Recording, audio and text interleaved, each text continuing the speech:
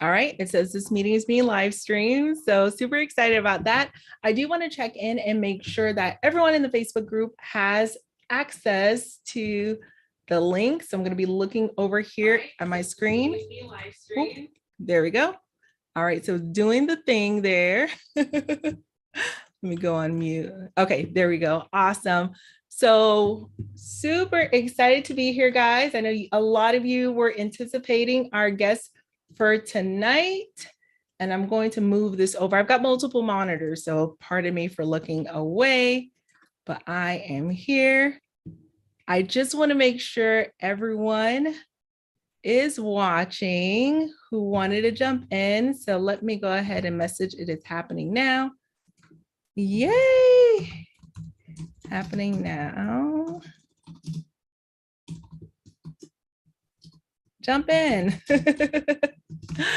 Okay, awesome. So yay, we are live in YouTube, and tonight we have an extra special guest, Matt Bendett, here with us from Peerspace. So I dropped a question today in the queue about who here in our group would love to learn how our member was able to make over 1,000K or about 1,000K thereabouts with a daytime rental type of strategy utilizing Peerspace.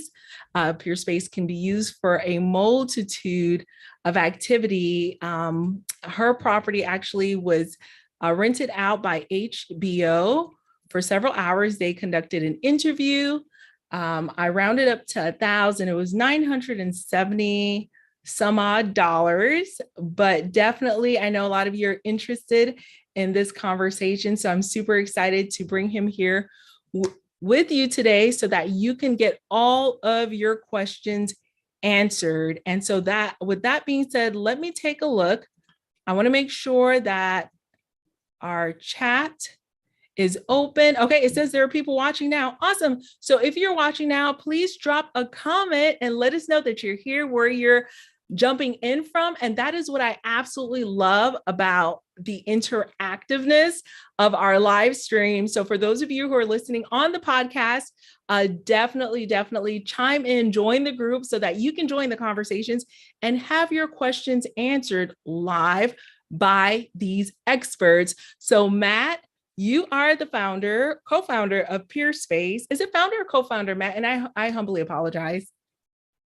Hey, no worries. Yeah, I'm a co-founder at Peerspace. Awesome. All right. So introduce yourself to the people. I am looking forward to getting this conversation going. Yeah, thanks so much for having me. My name is Matt Bendett, and I'm a co-founder, as I mentioned, at Peerspace. We are a marketplace that really strives to allow any activity outside the home or office to happen in Peerspace. And we want to bring hosts and guests together in real life to create memorable moments, whether that be in their work or in play. And so we specialize in three different major verticals of activities. So there's meetings, there's events, which really can be many different corporate and social events. And then there's production, which can be film and photography related. So pretty horizontal marketplace, but set up in a similar way to what you might be familiar with if you're a short-term rental host or Airbnb host. You provide your property. It can be booked by the hour for many different activities, and you can set different pricing depending on what that activity is. Price by attendee, price by day of week, et cetera. So we give you a lot of options on how you can monetize your space. Awesome. I love that. So Matt, tell us, why did you decide to launch this product or this platform? Yeah, we decided back in end of 2013, actually, that while marketplaces existed like Airbnb, it was a really novel concept to allow people to share their space with others, and be able to unlock doors to really unique and creative spaces. But there wasn't something that was really good for functional uses. And so If you've ever worked in like a really great, inspiring office, and we come from tech companies as our background before Peerspace, we were, used to that, kind of spoiled by that, and we wanted to be able to bring that to the masses. So anybody who's in search of inspiration could find a really unique space to hold whatever activity it was that they were planning. And that's how the idea came about. We launched in San Francisco in 2014. And since then, we have expanded to many different markets across the country, as well as in Canada, Europe, the UK, and now Australia. Oh, wow. Okay. I didn't realize you were in the UK and Australia also. So that is pretty amazing. Yeah. So, okay, go ahead. No, I said the UK, we launched London in September of 2021. Australia is just getting off the ground now. So we're getting our first host and getting ready to go live there. Oh, neat, neat. So Julie George, my mentor, I wonder if you guys are going to connect on that front. Yeah, I know Julie, and she knows about it. And yeah, she's very excited. Awesome, awesome. That is really exciting. Julie is actually my mentor when I was in Legends X, and so she continues to support me in my business that way. So super excited that you're in Australia. So that is awesome. So which markets are you finding, or there may not be a differentiator, but which markets are you finding, if any, where there's more of a prevalence of Peerspace utilization versus are there markets where Peerspace is not necessarily doesn't necessarily have a use case, so to speak? Yeah, I think there's a use case everywhere. It's just a matter of how much coverage and how much inventory is available within a market. I would say that our largest markets are the big cities so far, but that's because we also launched there and that's where the most people are. So you can expect a good amount of business inquiries if you're in New York, LA, Chicago, Atlanta, those types of markets. And but really the filling in has been happening across the country. We have spaces that do really well that'll be, in the suburban areas outside of Boston, for example. So really starting to see that. I think that after COVID, with a lot of people sort of scattering about because of work, being able to work from home and flexible work-live environments, it's allowed the business to proliferate into many different areas. The reality is people need to come together. Still, it's a very innate part of what we seek is togetherness as human beings. So the meetings and events, while they have been down, during the pandemic, really starting to come back over the last 6 months or so, and production, there's been just a ton of content creation happening. And we see that in markets where you wouldn't expect there to be a big production presence, but there's photographers everywhere. There's everyone from YouTubers to brands who are creating their own content to the larger production houses and companies like HBO, like you mentioned, that are using Peerspace every day and booking in cities across the country. Very, very interesting. And I wanted to say hello to some people who jumped in. Vali, a staple with us. Hello, hello. Hi, Tanya from Norfolk, Virginia. I don't think we have met. Harold, welcome, welcome. Oh, Harold says this is really Deanna. Hey, Deanna. See, you're using Mr. Harold's account. Nina, welcome. Super excited. Hi, Josh. Thank you so much for covering for me. So, for those who are just jumping in, Matt, could you give us kind of an overview? So, what exactly is Peerspace? Yep. So, Peerspace is a marketplace where you can rent space by the hour for many types of productive activities, from meetings to events to film and photography shoots. And we feature a lot of really inspiring commercial and residential spaces that can be used for these different purposes. And the host sets up their listing. They can create listings depending on the activities that they want to receive bookings for, and they can customize what those listings look like and the price that they cost per hour. Awesome. So what's great about Peerspace for those who haven't interacted with it yet is, those hours in between bookings, you definitely have an opportunity to leverage those daytime hours for those who are looking for, to put something together, a small event or a short photo shoot in between. So it's definitely another tool that I think is really important to add to your tool chest. So if you have a space that's very aesthetically appealing, and your space really should be. And although we're talking about events here with Matt, when we typically think of event space, we're thinking like the auditorium of a school or that center in the county center or something like that. But these are actual properties that you and I may be leveraging in our short-term rental Airbnb business. If it's staged appropriately, it may fit the need of an individual who's looking to do, create some content to record a quick, demonstration of some sort, record an interview. So a lot of it is the aesthetic appealness of that space.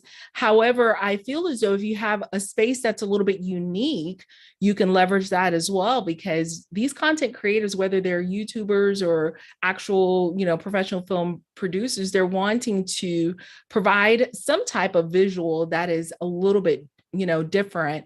So Matt, how does one kind of prepare their space for Peerspace? How do we, I guess, have the proper materials, tools set up for that, say, content creator that's, lives probably a couple blocks away, but they need to step away from their own property to a place that's kind of quiet and kind of settle. They can come in, do what it is they're looking to do and leave. What are some of the tools that you found to be really sought after and helpful to equip a Peerspace type of space? And it may depend, right, on who that individual is, what they're looking for. Could you give us a little bit of those gems there? Yeah, totally. So I guess I'll start out. There's a lot to talk about. I think if you're a short-term rental host on Airbnb, for example, you're typically used to having overnight stays in your space. What's different with Peerspace is we're not an overnight accommodation marketplace. So we don't do travel. We do, meetings, productions, that kind of thing. And what we've seen is our guests are really interested in using spaces that are unique, like you mentioned, or really well appointed, have great amenities, or just really, inspiring, clean, have a nice open space. They want to meet with their colleagues. So we'll see meetings in backyards, in living rooms or game rooms, and then photography and film. Just like you mentioned before, the content creators, really big market for that. And what they like about these residences is the aesthetic of and the individuality of the space itself. They want to be able to picture their content coming to life in the backdrop that is your space. So while there are many photo studios and production studios on the platform that are actually set up with backdrops and lighting rigs and things that would allow you to create content that way, there's also many location scouts, managers, content creators that want to see, your space. Is it a bohemian space? Is it Southwestern? Is it modern, contemporary? What makes it unique? And they're looking on our platform to see if it's going to fit the vibe they're going for. And I should mention, they're willing to travel as well. So it's not like they're just going down the street or to the next town over.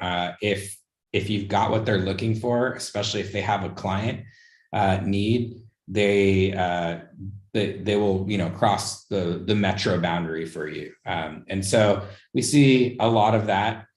We think that's why, and also Airbnb hosts or hosts that are familiar with using platforms for as rental properties, they get it too. They understand how this works. You'll get requests or you'll get an instant booking.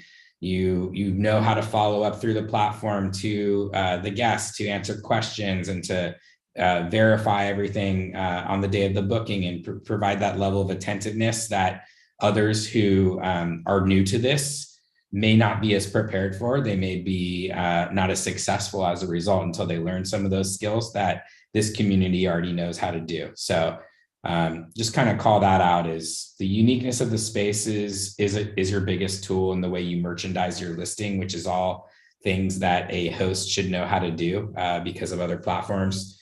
And then, yeah, how you use platforms, being attentive to requests, answering questions, having some level of attentiveness when the booking is happening, and just making sure that the person who's booking the space has a really good experience is what drives the great review on the booking and helps you get the next booking and, you know, work your way up the search sort order rankings and so forth. So if you've done this before, then there's a lot of similarities. There are a few differences as well, but yeah. Oh, awesome. I absolutely love that. And one thing that I didn't think about, Matt, is the willingness of that scout or that individual looking for a space for their client, their willingness to travel, you know? So I think my hypothesis was that, you know, primarily in the bigger cities and just kind of maybe the surrounding outskirts. But if in fact you have something really unique that they're not going to find anywhere else, yeah, it would make sense for them to go a little bit off the beaten path to get to that space if it's going to make the impact that they're looking to make. So that's pretty cool. So and I love you calling out the fact that most Airbnb hosts, they already have that expertise in, you know, that communications, you know, the concierge, and to definitely connect with it, because that's something I even struggled with when I first got on the platform, is having my alerts in place for Peerspace to make sure that I'm seeing when we're getting those inquiries for sure.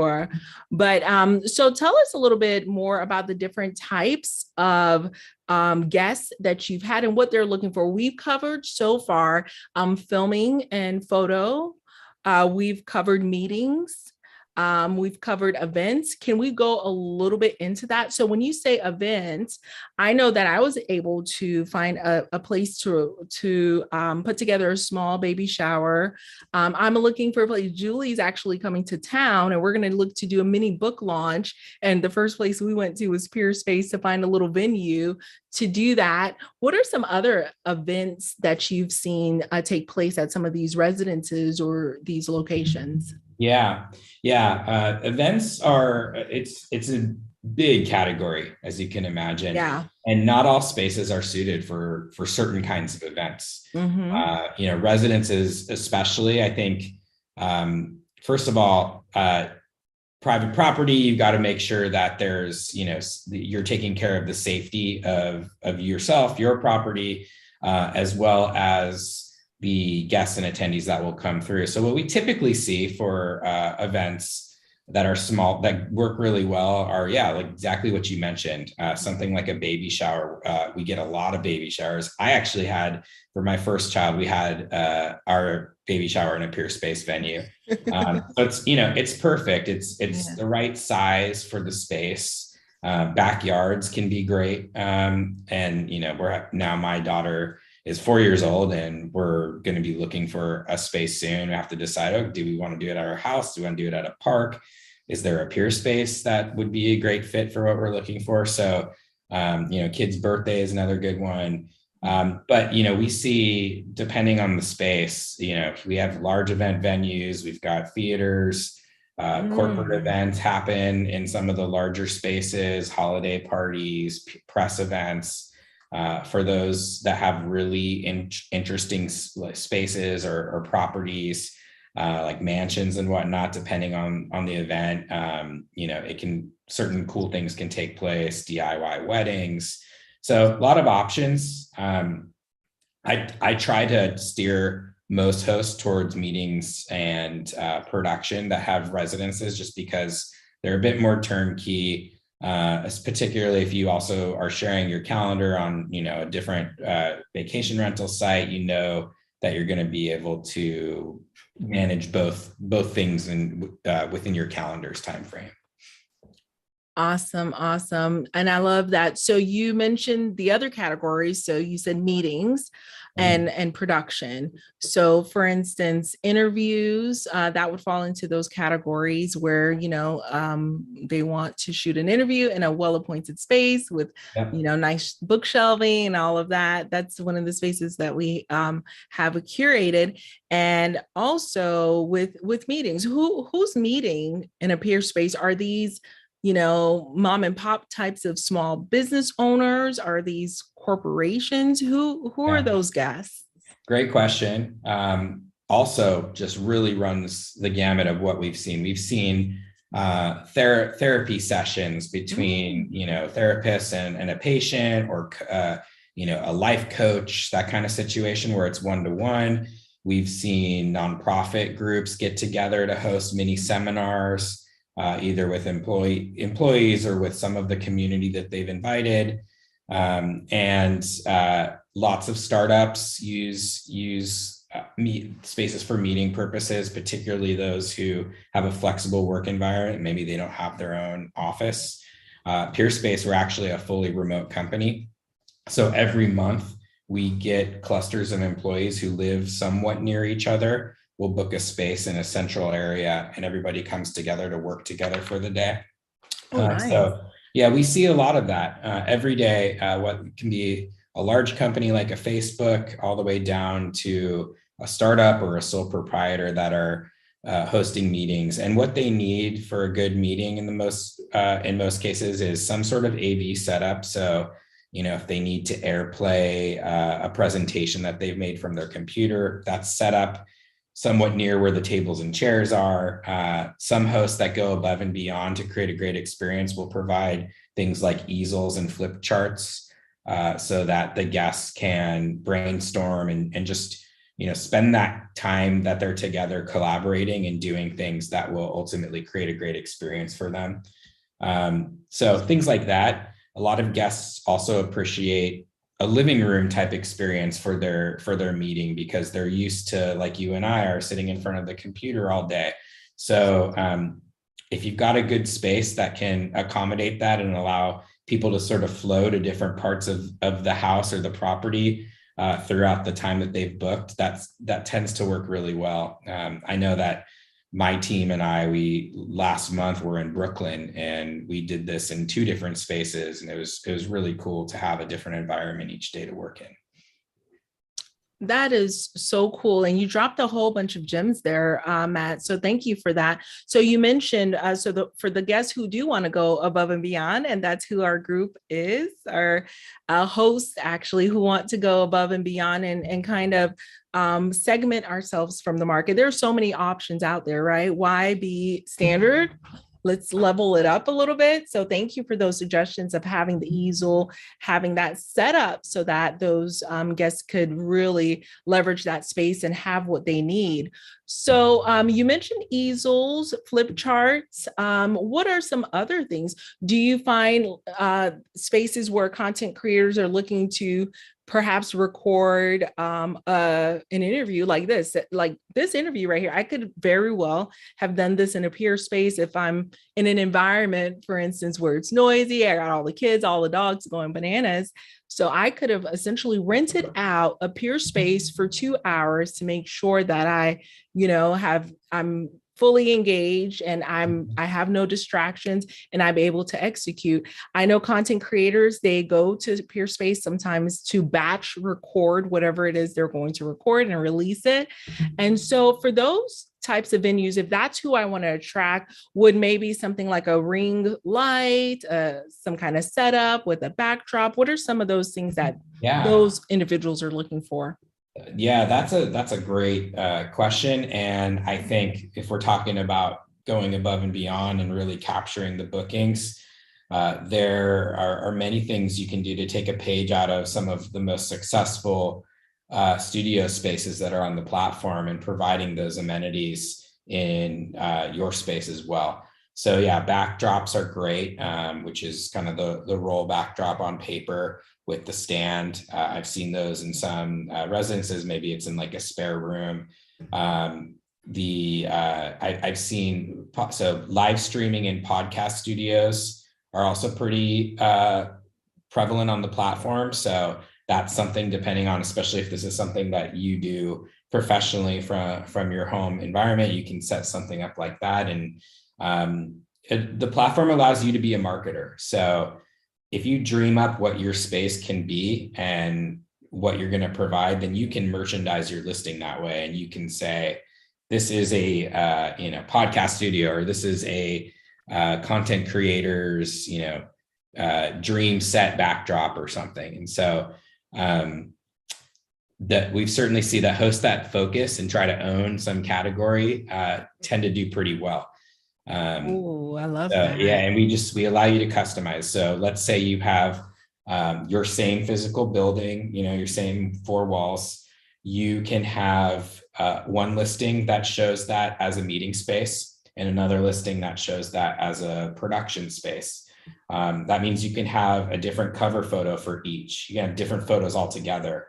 Your description can be different. Your price can be different. Production spaces might be a little bit less per hour than a meeting space, or vice versa. But you can decide that based on how turnkey the space is, or how many attendees you will allow in the space at a time, and so forth. And then, you can just really go to town on making sure that you're well merchandised for the inquiries and demand that you'll be getting. Oh, I love that. I absolutely love that. So essentially, someone can charge anywhere from, I've seen $50 an hour, a minimum of 4 hours, something along those lines, $200 an hour, a minimum of 4 hours. And that's really, during the daytime hours, 9 a.m. to 6 p.m. is where I have seen those listings land. Am I off, Matt? Feel free to overwrite me and correct me. What's those price ranges for those hourly rates? That sounds about right. We're working to provide more price guidance to our hosts too, because that's one of the most frequent questions we get from new hosts. We ask them to look competitively, look at what the other spaces near you that are, selling for this are trying to do. And also think about, how do you get your first couple bookings going, and then maybe you ultimately stabilize at a certain price that you're most comfortable with. But yeah, you can price anywhere from $25 an hour to several $100s an hour, as you mentioned. It depends on how much volume you intend to get or want to get. Certainly some spaces that are priced at several $100s an hour, they may only get one booking every once in a while, but it's going to be a full day shoot with a big brand coming to pay that money. And then there's other spaces that take the quantity approach, and they want to get a booking every day. And so they're priced totally differently. And both can be winning strategies, but you just have to really think through your goals and how much action you want to get from the platform. So yeah, I think it's really, that's what I would advise hosts to do first, is look in their area, look at what other spaces are, look at the listing quality compared to their own, and ultimately go through some trial and error until they figure out what works. I think that's awesome. And what I love about Peerspace also, it's almost like an open market where you do get to see what others are charging. And if you see some property that's comparable to yours, that definitely is a good, guidance component. If, for instance, you offer a little bit more, you can tweak it up a bit once you have that experience. What are some small special touches that you have seen kind of help the process that some guests can rave about? Because I can imagine, if I'm going to a content house and if I have unlimited coffee, I will be a happy girl. So what are some of those amenities that I would say, although Peerspace, for those of you who are jumping in, Peerspace doesn't necessarily accommodate overnight stays, but there are some of those daytime, those amenities that would translate well both ways, having that coffee, maybe having some bottles of water. Is that correct, Matt? What have you seen? Yeah. There's certainly no expectation that hosts should go deep out of pocket to provide amenities that will ensure that they create a good experience. We certainly love that when hosts do that. And I would say that, yeah, it can be anything from, yeah, providing some, some beverages or refreshments for, especially for the meeting, having a bottle of water at every spot on the table or something is a really nice touch. There are lots of small things you can do that just show that you really care and you're attentive. I see lots of things like, welcome, Peerspace, on a whiteboard or something, to just let them know, hey, the booking's in here as you approach the front door, things like that. That just adds that extra touch. I also, unlike Airbnb, because you're not spending the night here, we appreciate host supervision of their space during bookings. And so it's perfectly normal, reasonable for you or a site rep to be on site, to welcome them into the space, to show them where everything is, to say, hey, if you need extra plates, they're up here. Every host does it differently. Some hosts have QR codes where you scan them and then you can watch a quick YouTube video that they recorded about how the space works. Others are there, do a 5-minute walkthrough and then leave them to have their booking. So those are all things that I think really make a difference. I see all the time in 5-star reviews how people are really like the connection that they had with the host, specifically how attentive they were and how responsive they were to their questions and messages in the platform and so on. So yeah, I don't think that there's a lot of extra work to be done. I think it's really about providing some level of hospitality and attentiveness is the difference between a good experience and an okay one. Awesome. Awesome. So that really translates well, Matt, and you highlighted that a little bit earlier. And again, for those of you who are jumping in, we are talking with Matt Bendett, the co-founder of Peerspace, which is a different platform for short-term rentals. This is not overnight stays. This is daytime hourly rentals of spaces. It could be your home. It could be a unique event space that you have access to. So super, super excited to have you here with us, Matt, answering our questions. And I have a question from Tanya. Tanya says, who cleans the home after a Peerspace event? Are cleaning fees charged when booked through Peerspace?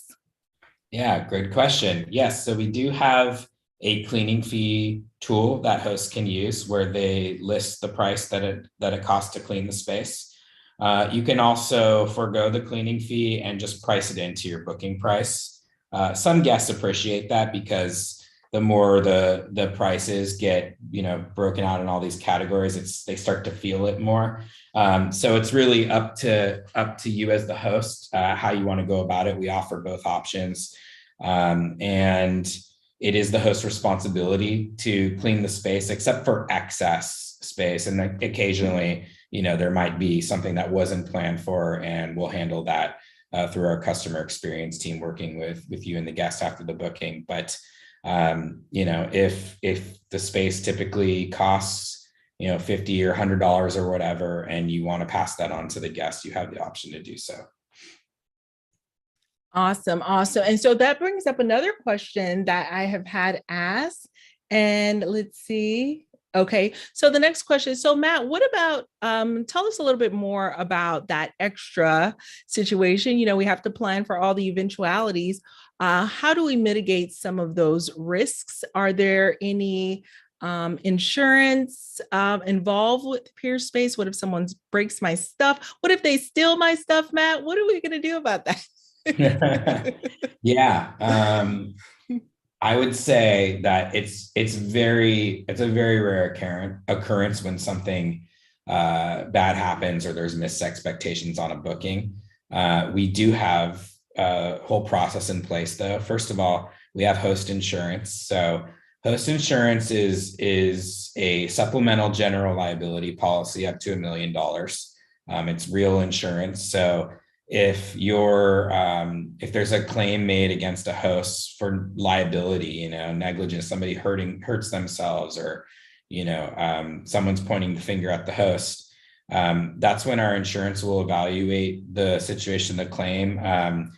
All hosts and guests should be insured primarily for the activities that they have on the platform, but this is a supplemental kind of peace of mind policy to be there in an instance where God forbid something bad happened, and you need the extra coverage. So we have that. On top of that, there is a miss expectations system at the end of every booking. You can report things like overtime or damages to property. And we have a team that mediates those. So we'll work between host and guest to try to get some agreement on, what happened. We'll collect evidence. It's not always the most fun experience, but when it does happen, we have a process to sort of figure out what happened and do the best we can to make sure that the host is properly compensated for, what's transpired during a booking. Unfortunately, sometimes,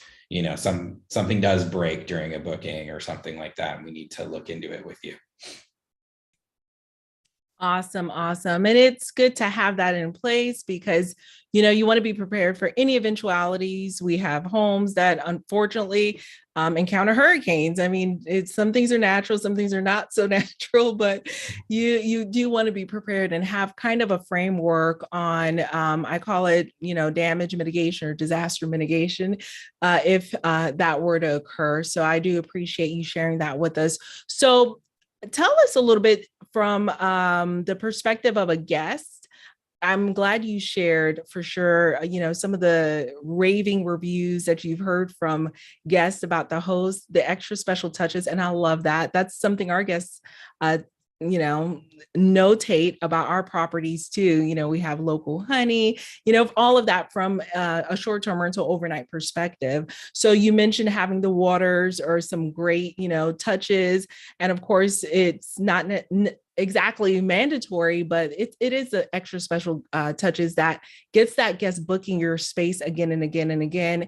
And when you start to really participate in this peer-to-peer or this sharing economy, you want to be the one that kind of sticks out from the crowd and is a little bit more of a memorable space. And that guest communication and those special touches, really, they make the difference. Where have you seen, and I don't want to throw anyone under the, under the bus. Is that the terminology? Throw anyone under the bus. But where have you seen, say, hosts, and we can talk about guests, where have you seen hosts missing the mark? Because a lot of, my community here, I would say some of them know about Peerspace and some do not. So I don't want us going into this with our eyes shut. I want us to know, where some hosts have missed the mark so that we don't make those types of mistakes also. So Matt, tell us. Yeah. There's a lot of small things, I would say that we have a really high NPS, Net Promoter Score, which is survey questions of our guests after bookings, where we ask them how likely they are to recommend Peerspace to a friend, and we're consistently getting really high industry level scores. And so I guess I want to kind of first make that clear that chances are, if you have a good space and you're attentive during the booking and you're attentive to people's questions and you answer them properly, it's going to be a great experience for them. And you're, of course, going to get paid for that and get hopefully more bookings as a result.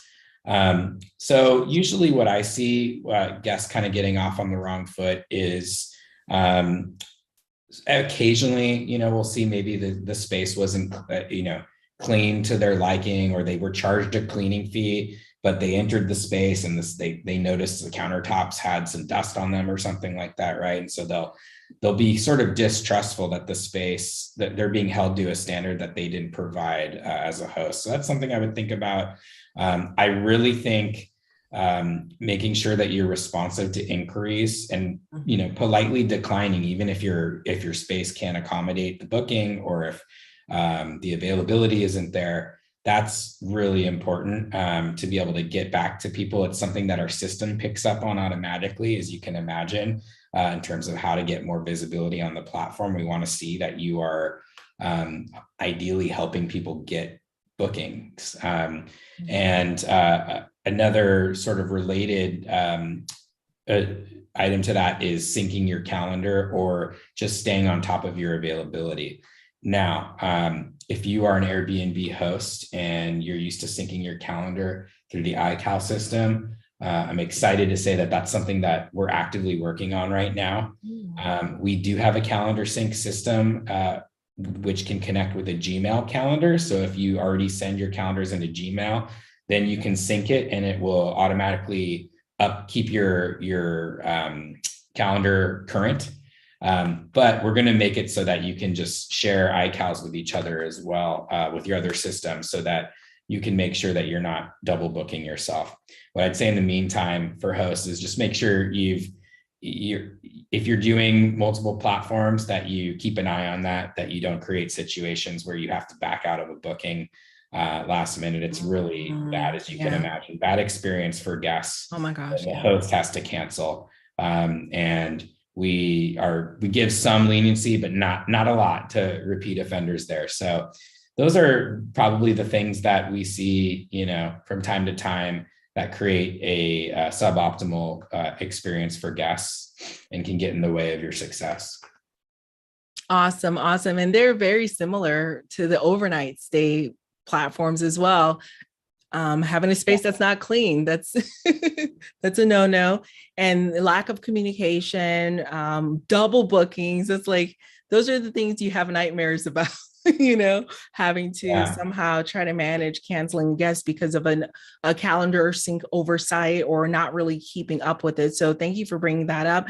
And so it really isn't out of our wheelhouse, guys. It doesn't sound like it's a huge stretch to go from what we're doing already as a short-term rental host to, hosting in our properties for Peerspace. And Tanya says, thank you. You are welcome, Tanya. Christian, I am looking for that sheet you sent me for any other questions. So, okay, great. There it is.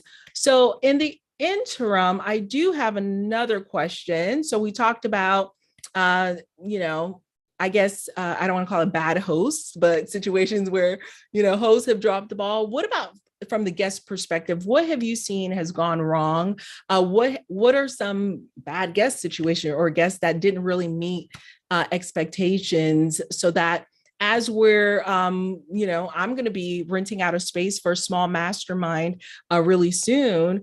I want to be a good guest, or as I'm, looking to get more guests for Peerspace, I want to be able to keep an eye out on, what can go wrong. Yeah, totally. I just say, really over communicating what it is about your activity. So there's no surprises when the booking starts or when you're setting up, and the host possibly interprets that you're doing something more grandiose or different than what you said you were going to do over messaging. I think that's really important to set expectations. I mean, obviously our terms govern that really strictly. You can't misrepresent yourself or your intended uses during the booking. That's too late, to find out about those things. So I think it's important for the host to be asking the questions. And if you want to be a good guest, just really making sure that you're booking this mastermind series. What does it really entail? How long is the event? How long do you anticipate setup and cleanup to be? What types of amenities do you really think you're going to need access to that you saw in the listing? Which amenities are you going to be bringing? Maybe you're bringing catering, or maybe you're bringing extra chairs or something. It really just depends on what you're booking, and just being able to kind of communicate that either during the request phase or immediately after the booking has been accepted, but before the booking starts is really a best practice, so that the host can be aware and be ready to support. One other thing I thought I would add, since we're talking about amenities, is we also allow hosts to provide premium amenities, which we call add-ons, on your listing. So let's say you are a photography studio, and I just use this because it's an easy example to understand, and you've got a bunch of lighting rigs or cameras or backdrop, premium backdrops that you want to offer. You can price those out individually, and the guests can choose to add them to their booking in addition to the hours rented. So that's another revenue opportunity as well. Maybe in your house you have just extra tables and chairs in the garage that can be set up to accommodate the booking. Maybe ideally they're provided like at all in, but if you feel like it's going to be extra work, you can add those, and those can be an optional purchase that comes with the booking.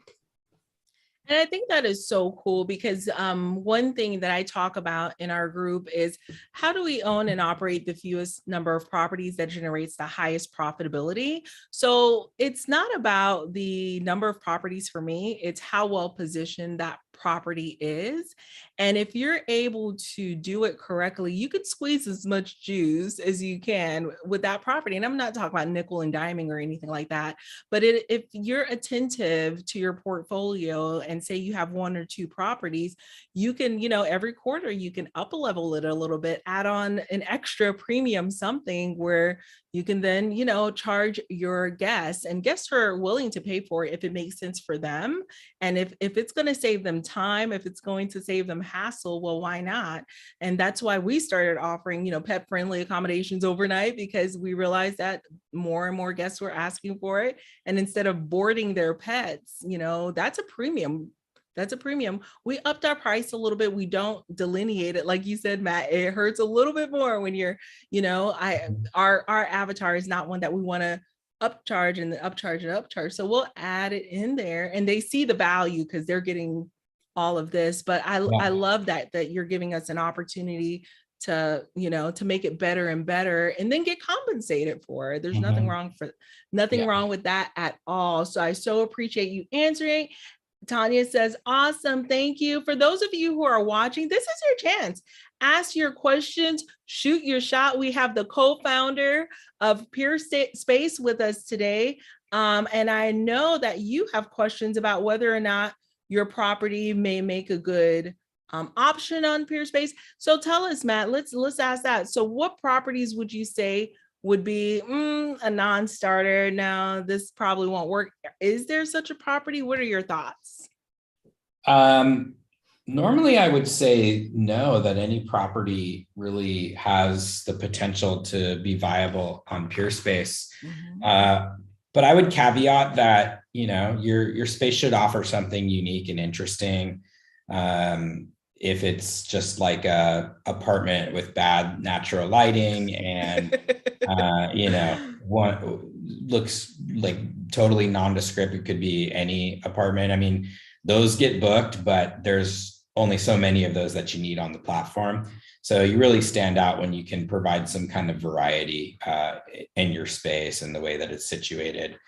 But yeah, it's really hard to say. I mean, we love the variety and how interesting some of these spaces are that get added, and we're still seeing new things. We have car dealerships on the platform. We have castles. Really cool architectural, marbles, residences, that kind of thing.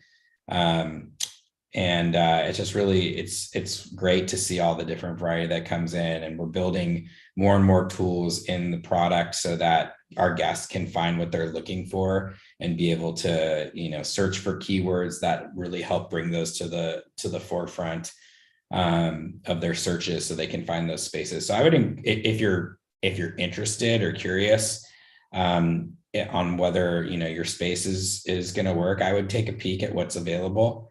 And see if there are others like your space that have plenty of bookings. Can always shoot an email to help@peerspace.com too with your question. We'll try our best to answer for you, or just submit your listing at peerspace.com/host. And you can also navigate to that from the front page of our website to add your space and just get started. And our team reviews every listing before we set them live. So not a lot of work to do to get to that stage, and then we can give you some feedback. Awesome.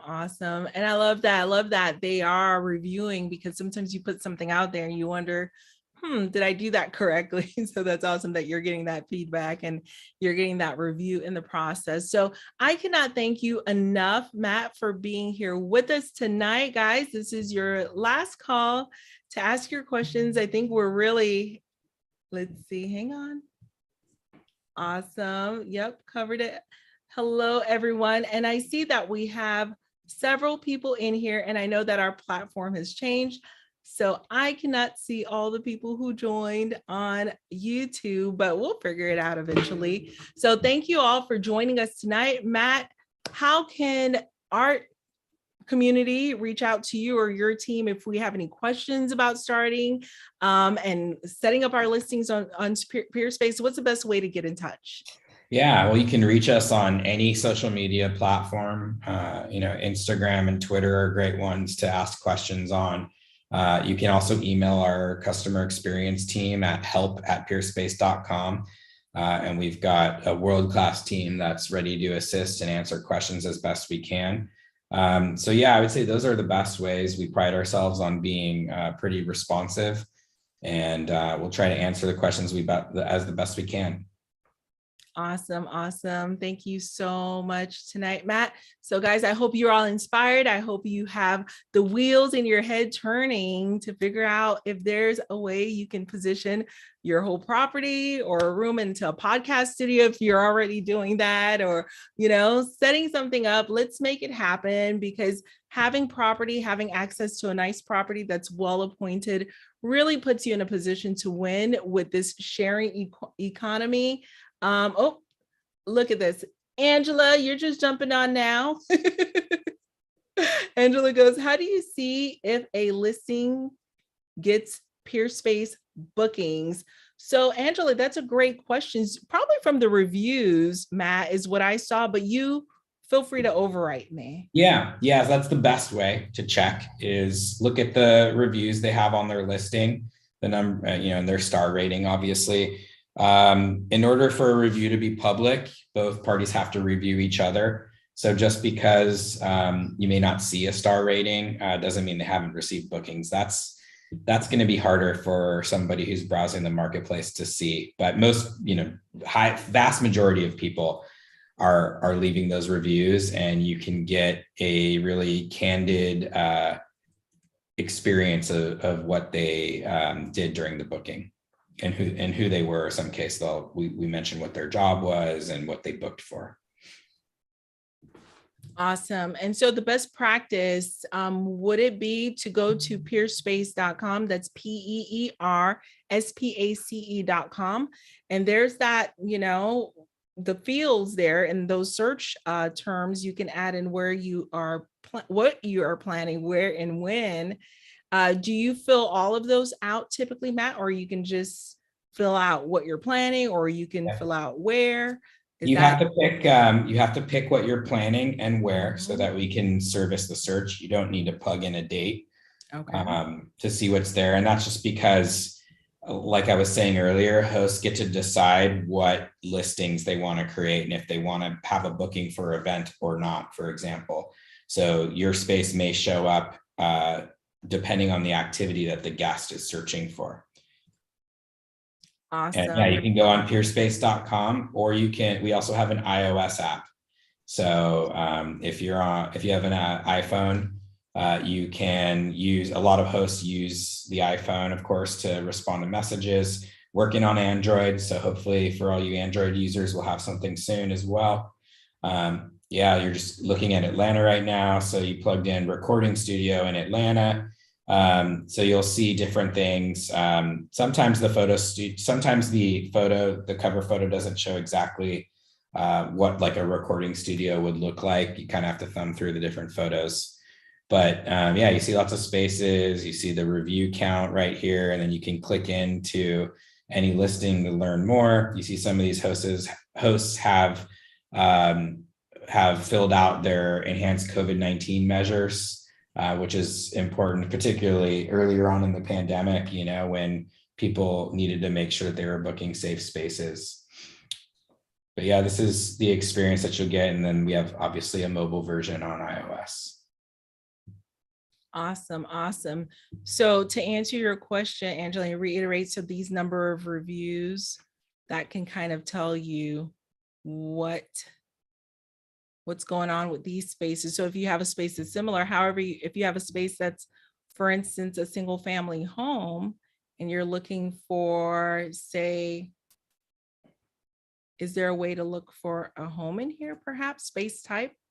Yep, you can do space type. If you scroll up, you can do the style. It was actually a little bit further down. There you go. And you can click like loft or farmhouse or something, and you should be able to see different. So these are filters you can use. Nice. If you don't mind, go ahead and click clear all. Okay. And X out of this. So if you look up top, where it says what kind of space are you looking for, there's recording studio, daylight studio, dance studio, production. No, X out of that. Just right here. It says, Oh, right here. I see it now. Okay. Yeah. Oh, nice. So this is a way to quickly filter on the types of spaces that you're looking for. And if you were to do a new search, like maybe just do photo shoot. Okay. And pick the city again. Let's do Atlanta, for instance.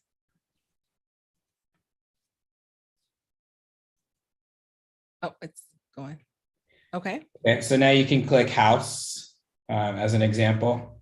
Okay, awesome. And now I see I have a little bit more options with Yeah, this right. arrow here as You'll well. see more options Okay, for different flex types of space. spaces. Nice. And so there's House. tagging stuff happening behind the scenes that's going to make it easier for our guests to find something that they're looking for. And typically, if you're looking for a residential space for a photo shoot, you'll be able to see things like you'll be able to pick the style like you saw before: bohemian, loft space, ultra modern, mid-century. And you'll be able to see different spaces that have different stylistic or design themes. Nice. This is intriguing. This fireplace flag. Interesting. Sweet, yeah. Sweet. And then you can tab through to just kind of get a glance. Mm-hmm.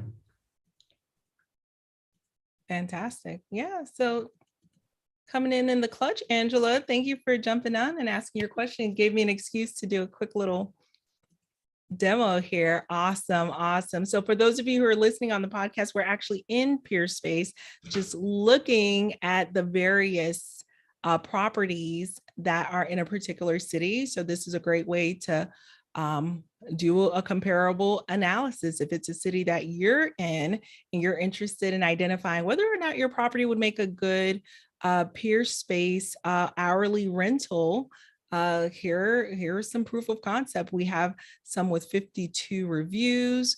We have some with 18 reviews. This one doesn't have any reviews yet. It says new space.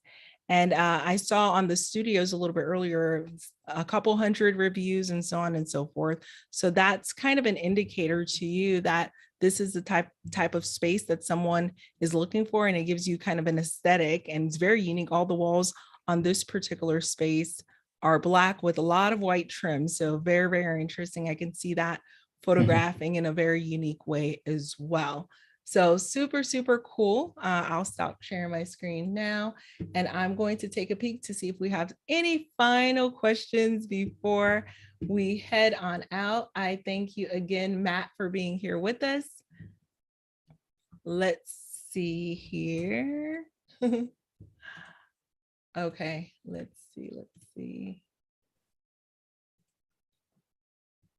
And of course, with the changes in how I'm able to go live, you guys get to watch me kind of fight for my life with the text. So there you have it. Okay, awesome. So Angela, okay, Tanya says, wonderful. Thank you, Tanya. I can't thank you enough for being here with us. And I really hope I am catching everything, because it seems like it is not refreshing in a timely manner. So let me check one more spot to make sure there are no other questions. Okay, yep, we are caught up. Matt, I cannot thank you enough. This is like, it's almost like a soft close. And of course, my mom's calling. Yeah. Mom, I'm on a live stream. Let me go to Do Not Disturb. I love it. And I'm here for it, Matt. Thank you. Thank you. Yeah, no problem. Thanks a lot for having me. And yeah, looking forward to working with you and any members of your community. Awesome. Awesome. Guys, you heard it here. This is another tool to add to your tool chest on leveraging your beautiful properties that are short-term rentals for these hourly rentals. So stay tuned. Next week, we're going to be talking about taxes again. You know how much I love talking about taxes, but we will we will circle back then. Have a good night. I hope you're inspired. Bye-bye for now.